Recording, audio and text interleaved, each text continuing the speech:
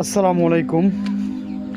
অনেকে চিন্তায় পড়ে গেছেন কাকে ভোট দিবেন, কোন দলকে ভোট দিবেন। সবাই তো এক।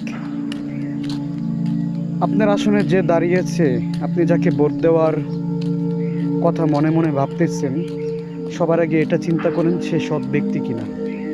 যদি সে সৎ ব্যক্তি হয় তাহলে তাকে ভোট দেন, যদি সে সৎ ব্যক্তি না হয় তাহলে তাকে ভোট দেওয়া থেকে বিরত থাকেন। ব্যক্তি নয়, দল নয়, মার্কা নয়, সবার আগে সৎ ব্যক্তি। সৎ ব্যক্তি ছাড়া আপনার দেশ, আপনার সমাজ নিরাপদ নয়। যদি আপনি সৎ ব্যক্তিকে সংসদে না নেন তাহলে পরিবর্তন হবে না, তাহলে দুর্নীতি বন্ধ হবে না, তাহলে চাঁদাবাজি বন্ধ হবে না। আপনাকে ভোট দিয়ে সৎ ব্যক্তিকে সংসদে নিতে হবে। সবার আগে সৎ ব্যক্তি। আপনি যাকে ভোট দিবেন অবশ্যই খেয়াল করবেন ওই ব্যক্তি সৎ কিনা।